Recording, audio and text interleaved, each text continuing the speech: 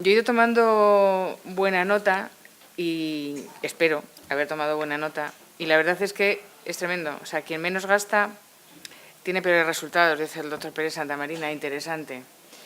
Hay un riesgo de inequidad, decía el doctor Martín. La doctora Yuc ha sido entusiasta porque realmente es entusiasta el resultado de la investigación en los últimos 10 años, sobre todo. Ese es el camino de la excelencia, pero luego están todos esos peros, ¿no?, que hay que ir solventando y que esperemos que podamos solventar. Problema con los ensayos independientes. Dificultad con incorporar las nuevas terapias a la clínica. Caramba, tanto dinero gastado en investigación, tanto esfuerzo por equilibrar coste-beneficio y al final resulta que los pacientes no reciben o no reciben como debiera esos tratamientos porque sus médicos tampoco pueden disponer de ellos. Oye, estamos haciendo unas cuantas cosas mal, yo creo, ¿no? Bien, espero vuestras preguntas, pero si no, ahora mismo lo que me gustaría es que las personas que están en la mesa nos dijeran, ¿qué hacemos? O sea, ¿a quién le echamos la culpa? ¿Qué podemos hacer? Porque está claro que si hay buenas cabezas que piensan qué líneas de investigación son o los puntos de investigación son los mejores para innovar y llevar cada vez esos tratamientos más adecuados a las características del tumor y a las características del paciente. Si hay políticos dispuestos, que los hay, aunque nos parezca a veces mentira, dispuestos a que esto realmente llegue a la clínica, si hay desde luego médicos, gerentes de hospitales, que están dispuestos a batirse el cobre con los que tienen por encima para que todo esto llegue al final al paciente, que de lo que hablamos, señores, es de pacientes o de personas que han perdido momentáneamente, esperemos, su salud. ¿Qué hacemos? ¿A quién le echamos la bronca? ¿A quién se la echamos? Yo esto lo dejo aquí en la mesa, no sé si quiere contestar alguno de ellos, espero que sí, si no, desde luego, esperamos sus preguntas. ¿Ustedes van a contestar o ya voy dándole paso a las personas? Bueno, teníamos aquí una mano y otra, lo que no sé es quién ha levantado primero. Bueno, por favor. Sí. Perdón. Sí, buenos días. Yo me llamo Rafael Sáenz Gamarra y me dedico a entrenar a directivos para que tengan más salud, sean más felices y ganen más dinero. Y si están enfermos les quitamos la salud. Me han llamado poderosamente la atención dos cosas. Una, que no te han detectado aparentemente ningún tipo de cáncer. Eso es la primera, es decir, es como un informe de auditoría. No se ha detectado en la auditoría malversación en los fondos que hemos utilizado, pero no te han dicho que no lo tienen. Por lo tanto, hay un problema con los registros luego, porque no te lo han detectado. Y luego lo que me ha llamado poderosamente también la atención, y luego tengo preguntas, claro, está aumentando el cáncer, pero estamos muy contentos porque lo curamos. Bueno, yo creo que no deberíamos estar contentos porque esté aumentando el cáncer.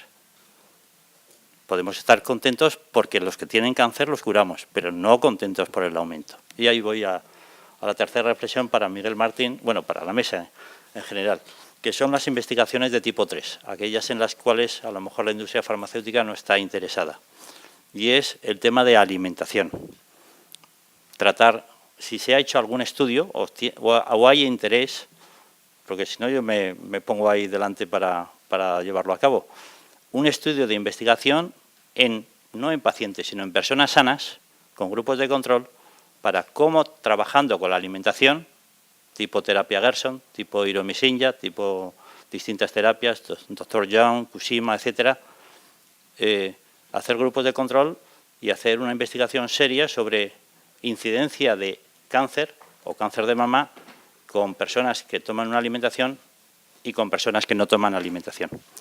Y esto yo creo que sería una reflexión para hacer. Yo tengo familiares que tienen cáncer, en concreto cáncer de mama, y tengo amigas que tienen cáncer de mama, y sin embargo, por ejemplo, en los grupos de trabajo, en los grupos donde ellas se reúnen, no se trabaja la alimentación, por lo menos en esos grupos, no sé si en otros, lo cual a mí me parece realmente preocupante. Y nada más, esa es la pregunta. ¿Hay investigación? ¿Hay un interés en hacer esa investigación? Si no la hay, contar conmigo. Yo estoy dispuesto. Gracias.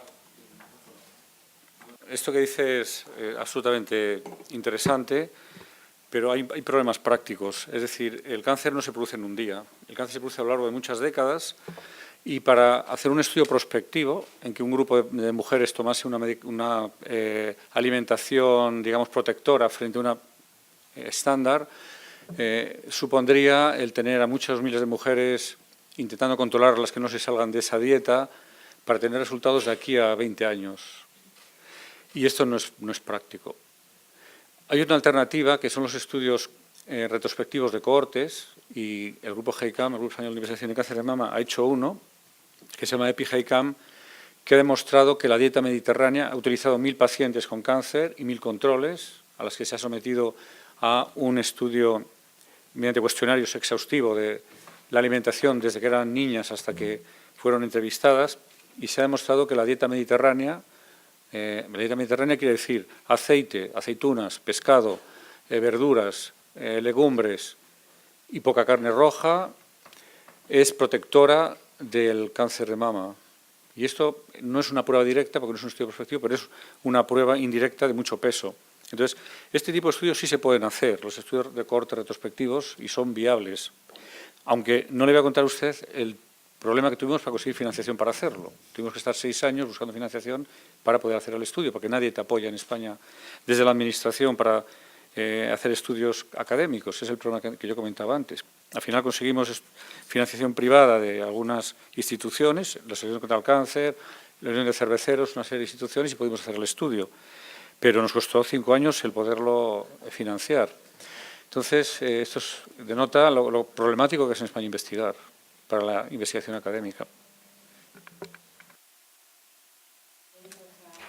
Yo solo quería hacer una puntualización. Mira, en la Estrategia Nacional del Cáncer, en la cual soy el representante de la Comunidad de Madrid, realmente sorprende, porque cuando hablamos de la prevención y de la prevención primaria, realmente no aparece, no hay ni un solo ensayo, no hay ni una sola prueba que realmente esté ahora mismo financiada. Y prácticamente sabemos que con la dieta y sobre todo con el ejercicio, y el ejercicio cada vez está jugando un papel más trascendente, y yo aconsejaría a todos los que estamos aquí que por lo menos andáramos 20 minutos al día, porque probablemente sea uno de los elementos claves de la... No correr, solamente con andar es suficiente. Lo digo para que no vayamos todos a un fitness a hacer... Pero solo con eso, por ejemplo, el impacto, hay trabajos que empiezan a decir que puede tener casi tanto impacto. Y es barato. Y es muy barato, pero sin embargo eso no se financia.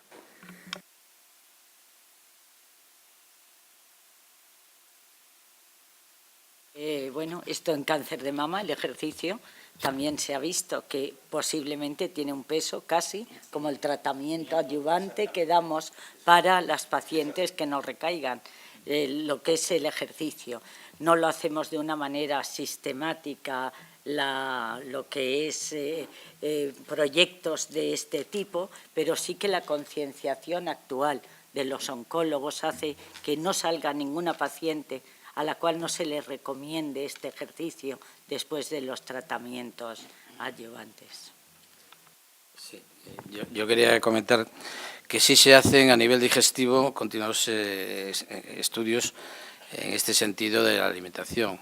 Es posible que de esos estudios se pueda extraer en algún momento alguna repercusión en cánceres de mama que hayan aparecido, pero hasta el momento no es posible ni es posible una financiación específica, por lo menos, para este tema. Sí, ya está. Yo quería hacer una pregunta a Rafael, al gerente de La Paz. ¿Usted no se ha planteado poner un gimnasio en La Paz? Es mucho más barato que gastar fármacos. No es una broma, ¿eh? Sí, yo creo que tomaré nota y en el próximo plan director lo llevaré a cabo. Sí, hola, muy buenas. Mi nombre es Sandro Giacomelli, yo trabajo para una empresa que es tecnológica, lo voy a dejar ahí, pero es un poco complicado. Yo quería hacer una pregunta con relación a las nuevas tecnologías y a la información. No es una pregunta para nadie en concreto, pero para quien quiera contestarla, es cómo puede lo que hoy día llaman Big Data o el acceso a mucha información a través de Internet ayudarnos en todos los distintos procesos y también mejorar la efectividad, tanto en el diagnóstico como en otras áreas, ¿no? Si esto creéis que es una realidad futuro y ya se está empezando a utilizar. Si quieres contesto yo, porque en mi servicio estamos haciendo un programa con IBM para intentar utilizar Big Data y hacer proyectos que nos ayuden a los clínicos a optimizar el tiempo de decisión terapéutica frente a los pacientes. Yo creo que esto es el futuro, indudablemente. Uno de los problemas más graves que tenemos actualmente es la falta de información y el manejo de la información en tiempo real, y este tipo de programas probablemente van a ayudar muchísimo en el futuro.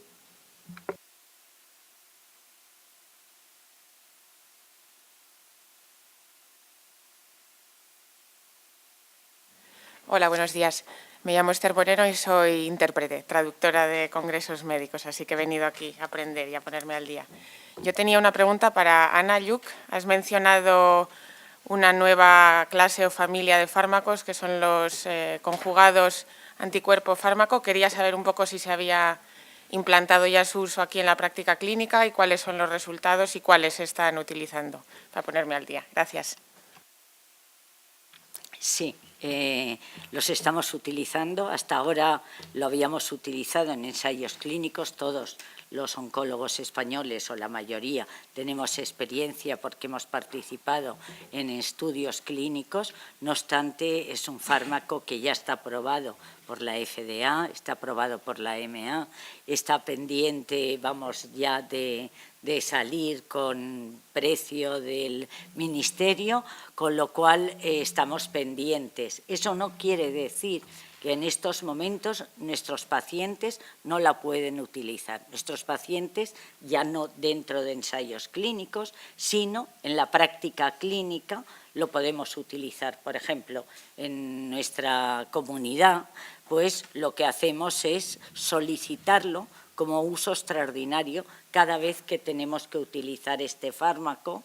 Mandamos todos la información y un comité de 2 oncólogos y un farmacéutico, pues si cumple los criterios para los cuales el ensayo era, nos lo proporcionan. Porque este fármaco ha demostrado que tras un primer tratamiento de bloqueo de HER2 en las pacientes con cáncer de mama metastásico es superior a lo que estábamos utilizando siempre. Es decir, el tratamiento estándar que utilizábamos una vez fracasaba el primer tratamiento de bloqueo, utilizábamos otro tratamiento de bloqueo diferente y comparado con este fármaco TDM1, que se llama así, es TDM1.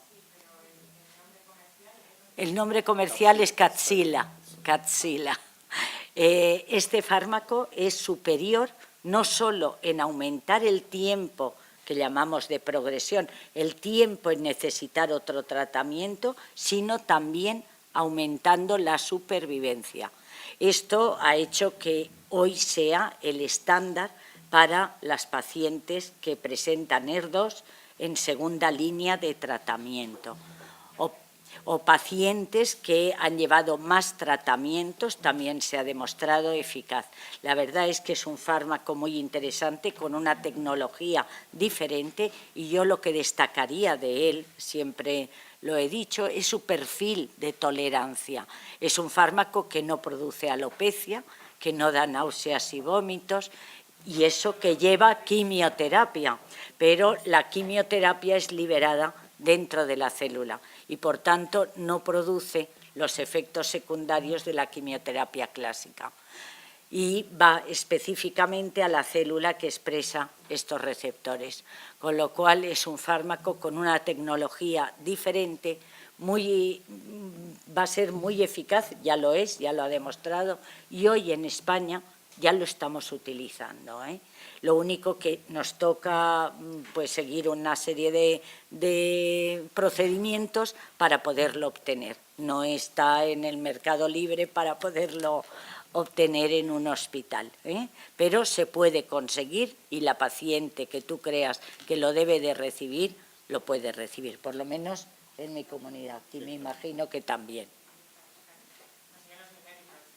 No, pero es que es un fármaco con una tecnología diferente y muy eficaz para las pacientes SER2. ¿Preguntas?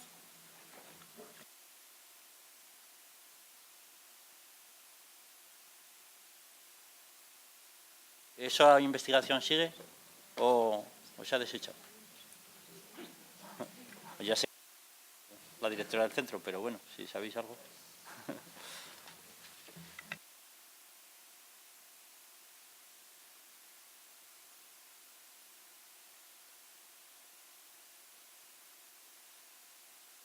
Hay modelos, pero yo creo que, ¿por qué dice que se ha parado? No se ha parado la investigación con los ratones. Sí, sí, claro que sí.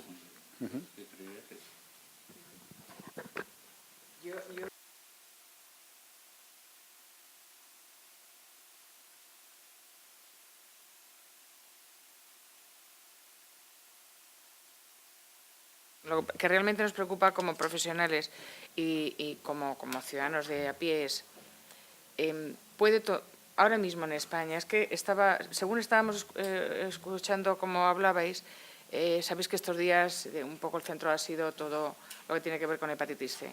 Y estaba pensando realmente qué similitudes tienen todas las patologías, las circunstancias, el riesgo de inequidad, el incorporar los planes y tal. Realmente, os pregunto a los dos que estáis en la clínica, ¿realmente sentís que las pacientes con cáncer de mama tienen un diagnóstico temprano, una atención la mejor posible hasta el final? ¿Sentís que es así? Bueno, ya habéis puesto vuestras propias pegas, ¿no? Pero Yo creo que sí, depende mucho de cómo se luche, pero se lucha desde la parte médica y desde la parte del paciente por conseguir aquello que es necesario, por tener un diagnóstico lo más precoz posible. En los hospitales funcionamos con comités multidisciplinares donde se establecen los tiempos.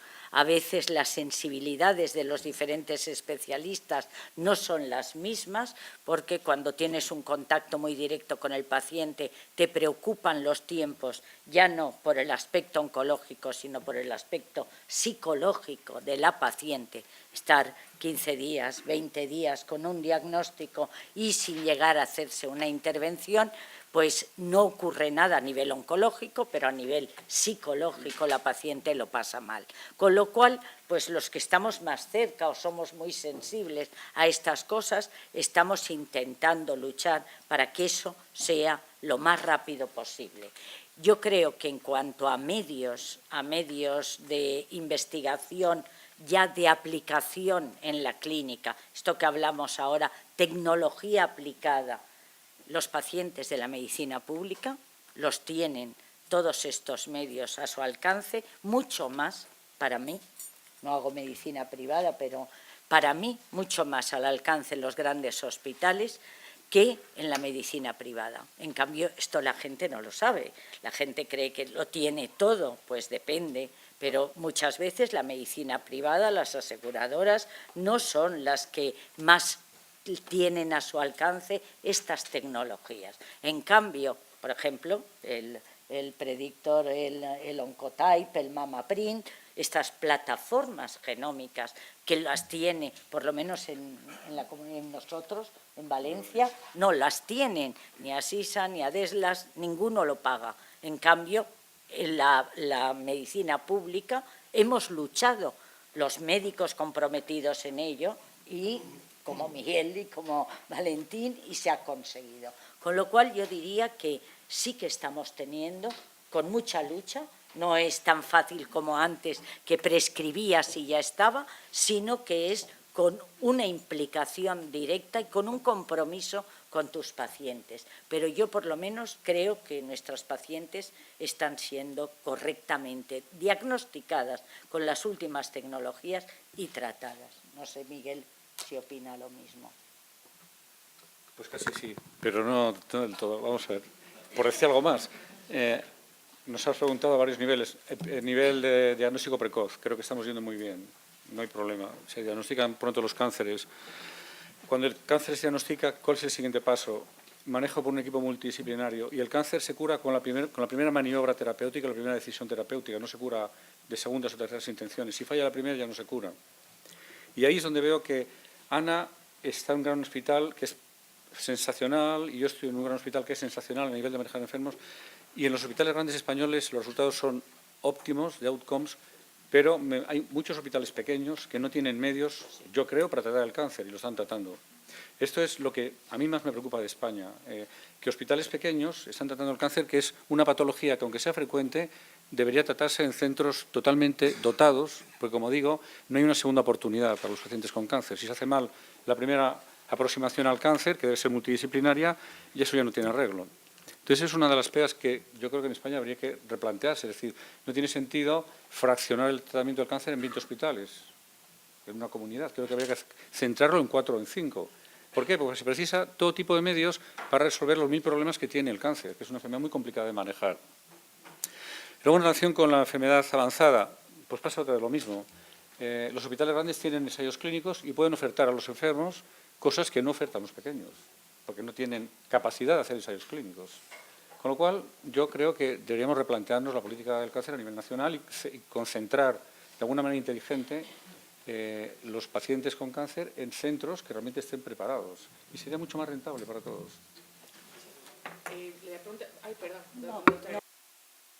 Bueno, porque precisamente lo estábamos hablando antes, estamos luchando porque esto sea así. No se puede tratar el cáncer en todos los hospitales, no son la Clínica Mayo, no hay la tecnología, no hay la infraestructura para los estudios genómicos y esto la población debería de saberlo y no querer ir al hospital de al lado de casa. Esto se puede hacer todo lo que es el diagnóstico, la estrategia en un hospital grande. Luego, el tratamiento final, esto ya es un producto que se puede hacer en cualquier hospital, pero lo que es el abordaje inicial y el abordaje de qué debe recibir un paciente, estoy 100% de acuerdo con Miguel, que la fragmentación de nuestro país es una pena total y absoluta. Son clínicas Mayo pequeñitas, cada hospital.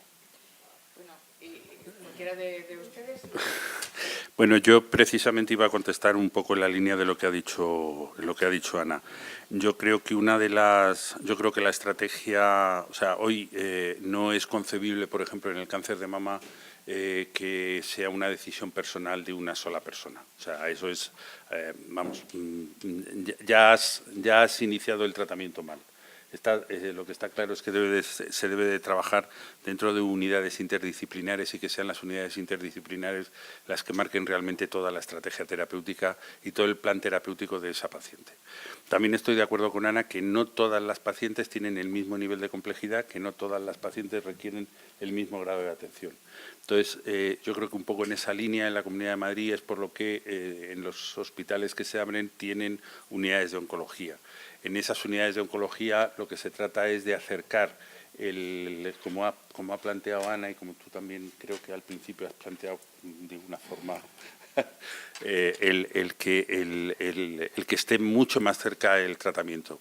A veces, y eso que Madrid es una población no demasiado dispersa, pero hay otras comunidades que es tremenda, pero por ejemplo, nosotros cuando yo hacía clínica, en el 12 de octubre, las pacientes, antes de poner en marcha el hospital de Aranjuez, las pacientes de Aranjuez, para recibir un ciclo de una quimioterapia absolutamente estándar, como te estoy hablando del CMF, que eso es, vamos, comparado con lo que ponemos ahora es nada, pues se tenían que desplazar 50-60 kilómetros, esperar toda una mañana y esperar, o sea, prácticamente un ciclo podía llevar 8, 9, 10 horas de un tratamiento que realmente su administración es media hora. Entonces yo creo que en ese sentido el acercar hospitales, unidades oncológicas al domicilio me parece una medida eficaz, pero desde luego el planteamiento terapéutico, la estrategia terapéutica, cuando la paciente se complica, etcétera, etcétera, eso siempre debe estar hecho dentro de unidades interdisciplinares. No concibo, como hace poco hoy, que mi unidad interdisciplinar y solo me faltó decirle, o sea, que eres tú. Eso no es de recibo. desde el punto de vista hospitalario, yo lo que quiero decir que en Madrid hay una libre elección de hospital, con lo cual en nuestro hospital vienen pacientes de todas las áreas, incluida de otros hospitales grandes donde tienen servicios de oncología importantes. Por otra parte, los servicios pequeños de oncología de estos hospitales periféricos saben o tienen conocimiento de dónde se realizan ensayos clínicos para pacientes pues, que tienen un estadio o una complejidad asociada y nos los envían de los diferentes hospitales. Lo que sí está claro, esto es a nivel de la Comunidad de Madrid. Lo que sí está claro que a nivel nacional tiene que haber una estrategia, un plan del Plan Nacional de Cáncer, del que se habla todos los años, pero yo creo que hay que darle una vuelta y en este momento, no solamente para establecer eso, sino además para la política del sostenimiento, de la sostenibilidad del sistema con la aparición de los nuevos medicamentos. Me gustaría preguntar entonces, ¿qué pasa cuando, porque hay casos, ¿no? Y bueno, pueden ser las excepciones que confirmen las reglas, ¿qué pasa cuando una mujer no es diagnosticada a tiempo? La información es básica, luego tenemos un coloquio en el que intervienen pacientes, pero me gustaría también hablar de la información, o sea, la complicidad que se pueda establecer también con los pacientes, eso es muy importante en el tratamiento. A día de hoy todavía las mujeres no acudimos a las consultas. Antes hablaban de los datos de screening en la Comunidad de Madrid, 180.000, muchas, pero seguramente que no estamos todas las que somos. ¿Por qué no vamos? Porque tenemos miedo, porque hemos tenido una mala experiencia en la primera consulta y eso nos ha echado para atrás. Realmente, ¿qué pasa para que las mujeres no pasemos los filtros necesarios para tener un diagnóstico a tiempo que nos permita tener un buen pronóstico? Y luego otra pregunta, yo abuso de poder total, otra pregunta sería, ¿hay reunión periódica con la industria farmacéutica? Es una manera de hablar, para intercambiar inquietudes de cara a investigar, que luego la industria farmacéutica sea receptiva o no, eso puede ser otro cantar, pero ¿hay comunicación de una forma, digamos, fluida o constante entre la parte médica y médico-administrativa y la industria farmacéutica? Continua y propuestas continuas.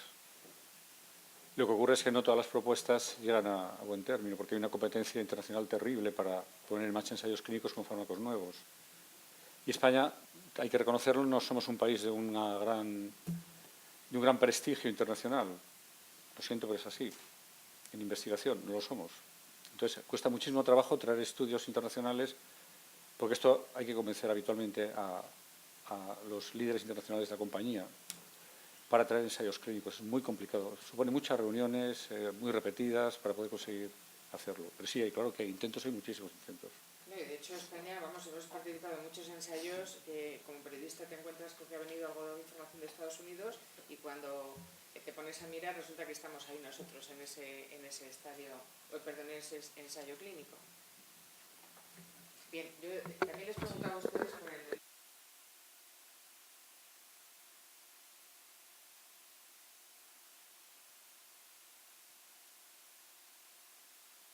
Porque no conocemos más de la enfermedad, desconfiamos de las instituciones, porque a veces es como de, sí, ¿para qué voy si mi médico no me hace ni caso?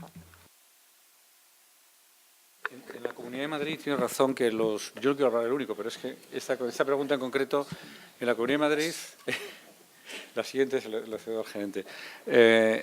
La baja tasa de mujeres en el grupo etario que van a la mamografía, en parte se debe a que muchas hacen mamografías en sociedades privadas. Entonces no van por eso, porque ya la tienen hecha. Pero si te pones a mirar a la distribución por estadios de extensión de la enfermedad del diagnóstico, el diagnóstico es muy precoz en la Comunidad de Madrid. Tenemos muchos estadios 1 y 2 y carcinomas intraductales. Yo no creo que tengamos una mala situación de diagnóstico precoz, al contrario. Creo que tenemos una muy buena situación. Y probablemente también... Sí, yo aquí también quería decir, iba en la línea de lo que había aportado Miguel. O sea, una cosa es el índice de participación en el programa de PRECAN y otra cosa es que cuando tú les preguntas se hacen encuestas de situación real de las mujeres, prácticamente me parece que está en Madrid el 82 o 83% de las mujeres se han hecho una mamografía en los últimos 2 años. Lo mismo sucede con la citología, etcétera, etcétera. Realmente yo creo que lo que se está haciendo es, por una parte, el Deprecan hasta ahora ha tenido algunos problemas que estamos en una fase de mejora muy profunda. Yo creo que las cosas en ese sentido van a cambiar. Y luego hay una serie de características que nosotros llamamos cribado encubierto, en el cual, y probablemente, y está aquí un director médico que seguro que me da la razón, hay muchísimo cribado encubierto dentro de los hospitales, muchísimo, y realmente luego cuando tú te comparas con comunidades autónomas en donde realmente sus índices de participación a nivel de los programas de cribado poblacional público, pues realmente hay unas diferencias de participación muy importantes, pero sin embargo, en las encuestas son iguales y, sobre todo, los resultados son iguales. O sea, por ejemplo, ahora mismo Navarra y País Vasco son probablemente, y Valencia son probablemente ahora mismo de los índices de las comunidades autónomas con índice de participación más altos y, sin embargo, el porcentaje de estadios unos y doses prácticamente es absolutamente igual y de infiltrantes ya en estadios un poco más avanzados. O sea, que realmente está pasando, o sea, una cosa es que no participes en el programa, pero otra cosa es que realmente te lo estés haciendo, ¿no? Y lo que sí animo, y me vais a perdonar que ahora haga un poquito de propaganda, es que hemos puesto en marcha en la Comunidad de Madrid el programa de Prevecolon, que para nosotros ha sido un auténtico esfuerzo, y sí pido, por favor, a todos los medios de comunicación la participación en el mismo, porque yo creo que es, y me vais a perdonar, yo creo que es el más costo eficaz de todos los programas de cribado. Es, con diferencia, el más costo eficaz y el más eficiente. Y también el más complicado. Yo creo que, por ejemplo, en Valencia, la verdad es que el programa de diagnóstico precoz, nosotros hicimos un estudio comparativo y se vio claramente que el diagnóstico precoz producía un aumento de supervivencia en comparación de las pacientes diagnosticadas como lo hacíamos antes.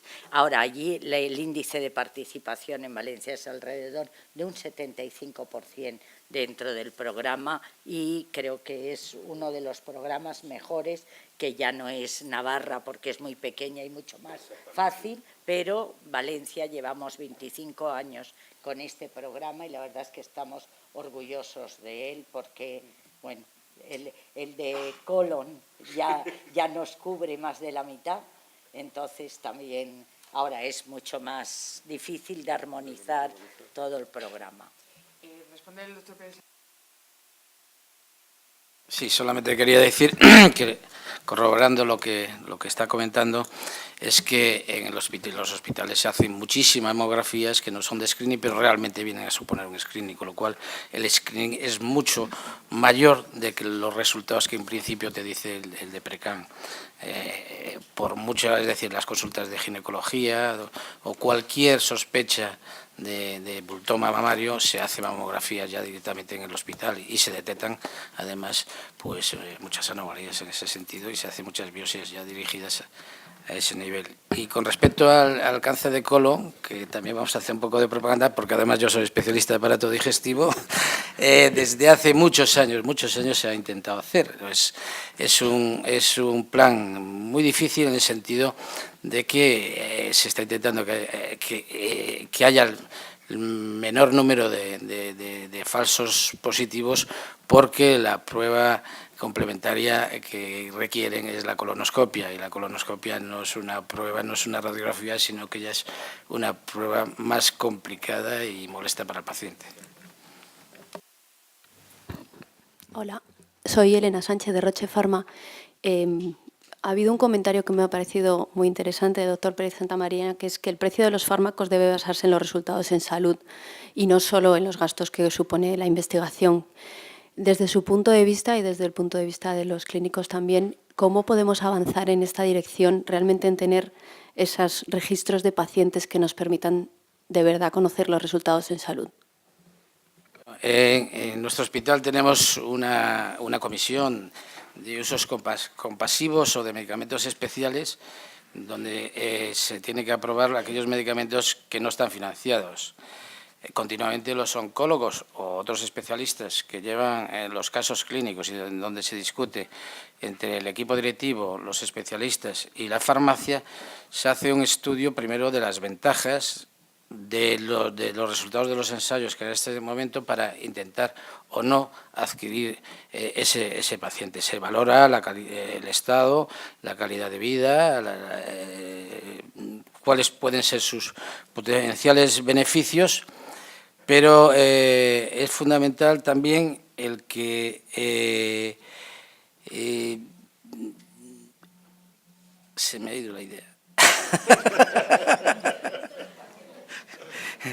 Sí, quiero decir que es fundamental, además, en relación al precio, que hagamos continuamente un estudio de los resultados obtenidos en relación a las distintas autorizaciones autorizadas antes, ¿no? Es decir, cada 2 por 3 tenemos que coger, es decir, este fármaco muy bien se ha dado 10 veces, qué resultados hay al cabo de un año, qué resultados hay al cabo de 2 años, y con ello lo que tú me has vendido de que voy a prorrogar la vida de este paciente y con una calidad tal, ¿se cumple o no se cumple? Entonces, retrospectivamente hacemos estudios en ese sentido y hay un debate entre la farmacia y los especialistas para la decisión a posteriori de la aplicación de esos medicamentos. Sí, perdón. Sí, quizás Apagas aquello, Rafa, por favor. un comentario adicional. Vincular el coste de un medicamento a resultados en salud es una de nuestras estrategias y objetivos, pero tampoco podemos desvincular completamente el coste de un tratamiento del coste de desarrollo. Y como Miguel también ha explicado, desde el punto de vista académico, pero también desde el punto de vista de industria, hacer un ensayo clínico hoy en día es mucho más complicado, mucho más costoso que hace 10 años o 15 años. Hace 10 años, 15 años, hablamos que el coste de desarrollar un fármaco para que llegue al mercado sea de alrededor de 1.000 millones por un fármaco. Ahora estamos hablando de 2.000 millones en 10, 15 años. Y eso, claro, también tiene un impacto a nivel de precio.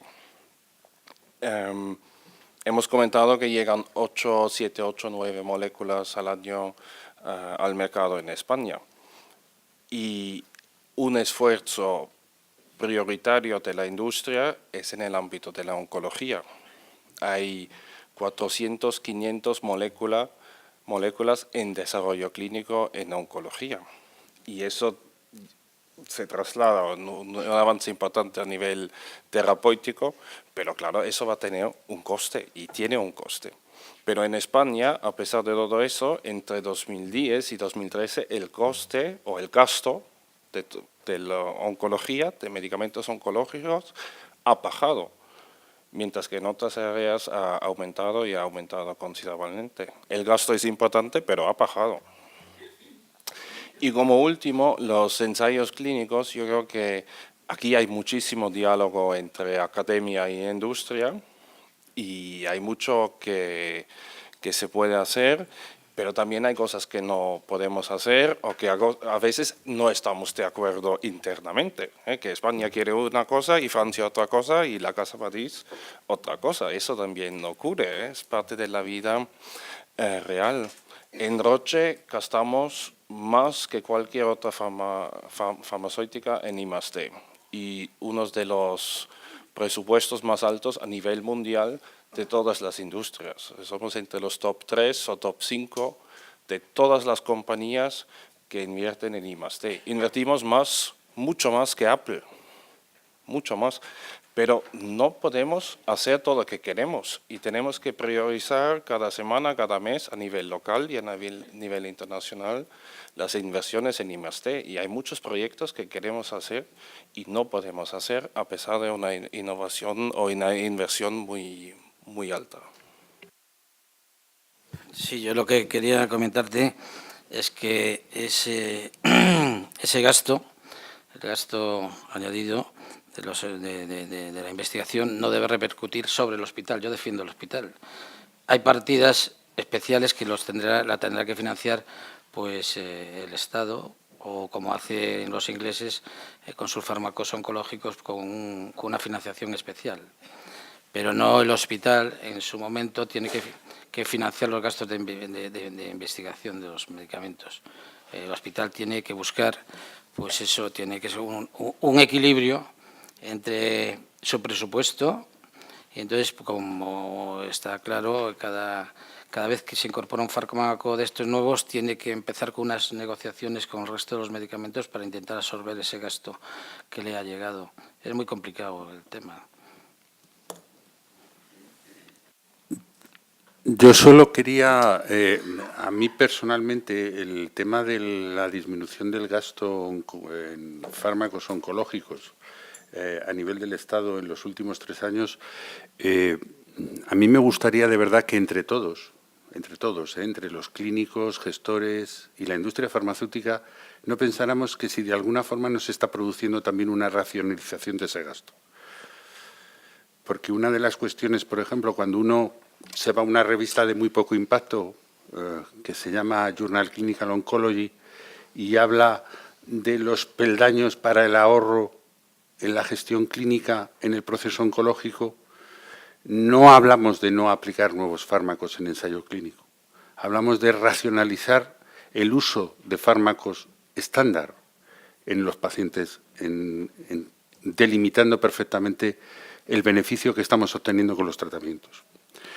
Ese es el primero. El segundo es una racionalización de las pruebas clínicas. Sí, no solamente, es que a veces nos centramos en un aspecto muy concreto y yo creo que el ambiente, o sea, que la fotografía es bastante más amplia.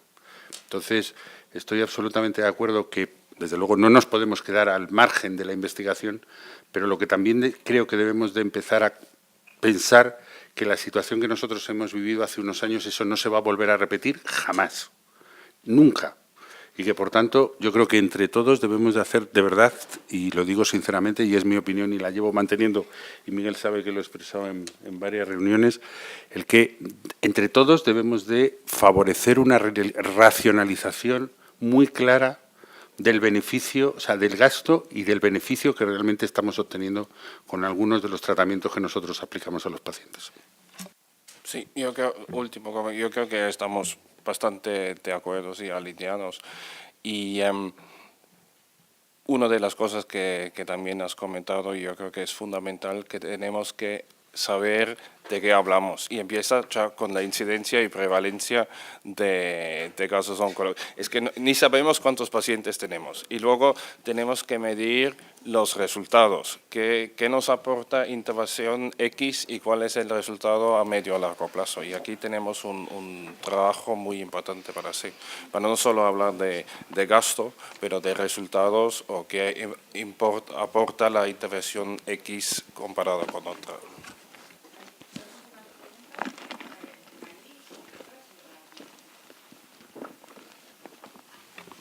Hola, buenos días. Soy Mercedes Guijarro y soy patólogo. Me van a perdonar, estaba esperando a ver si había algún comentario más.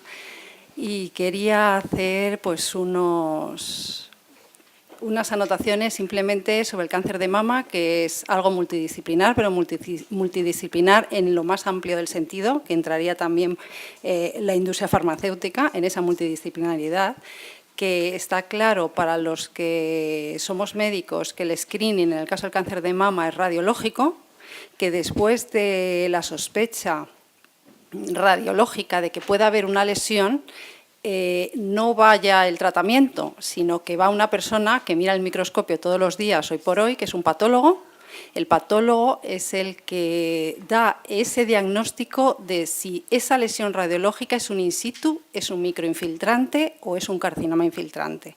Con lo cual, la diferencia es abismal entre una cosa y otra.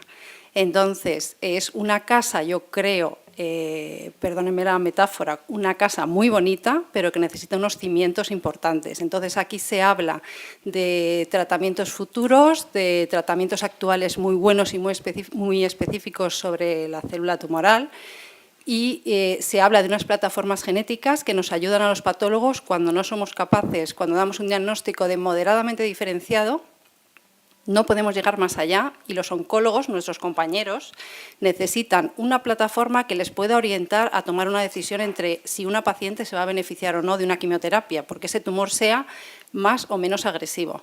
Pero el que ve la cara al tumor es el patólogo y el que diagnostica, y hoy por hoy al microscopio, es el patólogo. Luego, los estudios que nosotros hacemos de receptores hormonales y de ER2 lo hacemos los patólogos y es algo actual. La inmunistoquímica es totalmente actual porque incluso para diferenciar una lesión desde el punto de vista de anatomía patológica, una lesión benigna como la adenosis esclerosante, diferenciarla de un carcinoma infiltrante, tenemos que hacer inmunistoquímica.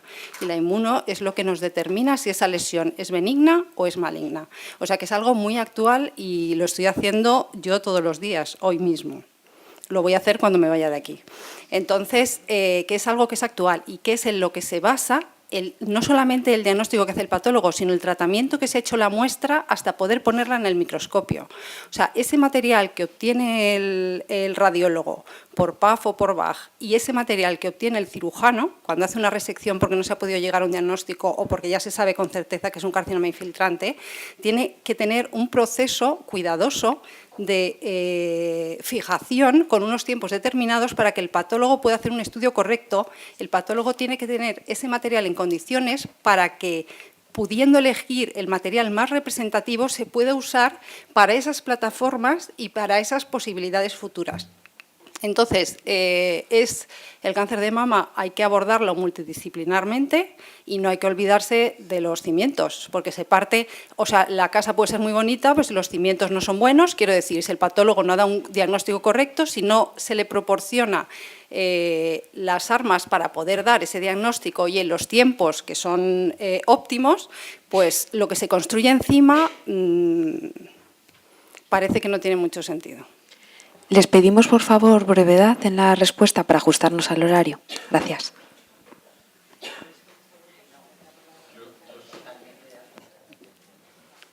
Y un apunte, me va a perdonar. Para saber cuántos cánceres de mama hay en cada hospital, lo más fácil es ir al Servicio de Anatomía Patológica y ver el registro que tiene, porque nosotros somos los radiólogos son los que hacen el screening y los que dan las lesiones sospechosas.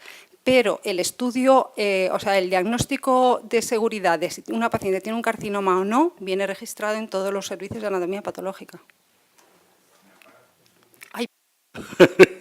Mira, dos cosas. Una, totalmente de acuerdo en el papel fundamental del anatomopatólogo en los servicios, vamos, en los registros de tumores.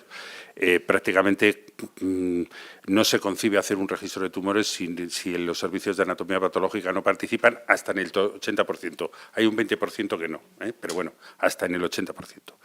El problema es que en Madrid teníamos un registro de tumores en donde no llegábamos ni al 50% de los tumores diagnosticados y además la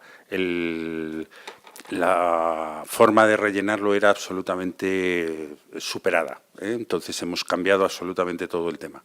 Desde luego vosotros formáis parte, o sea, el desarrollo del registro de tumores se ha hecho fundamentalmente con los equipos de anatomía patológica.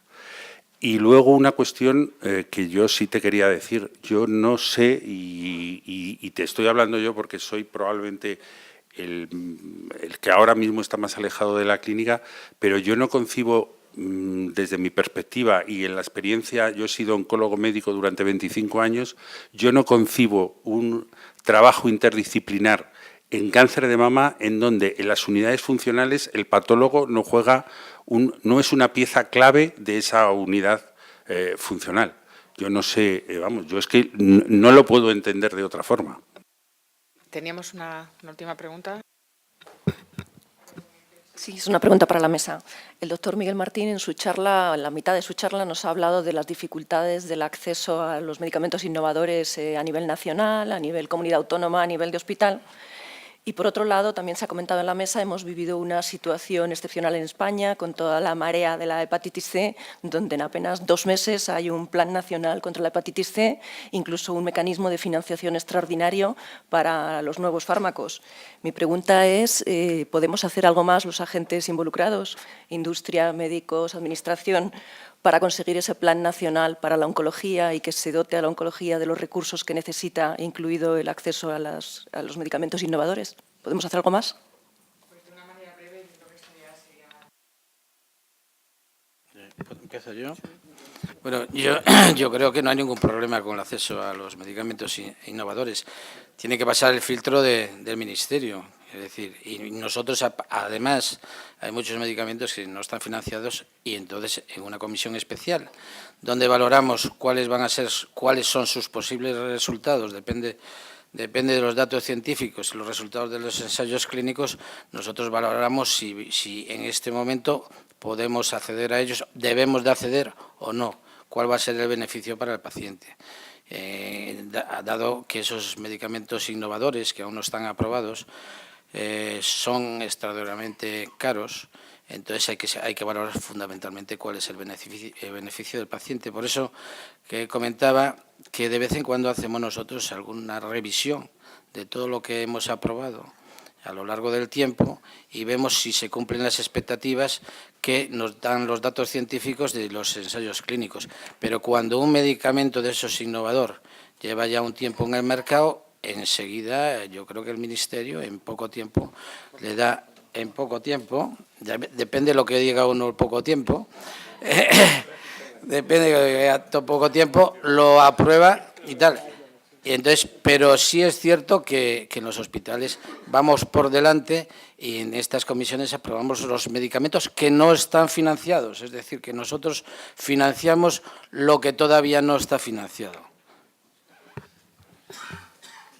Bien, bueno, pues vamos a dar por concluida esta mesa. Yo creo que el cáncer de mama es un poco el paradigma de lo que ocurre con el resto de los tumores o de las enfermedades, incluso fuera de la oncología.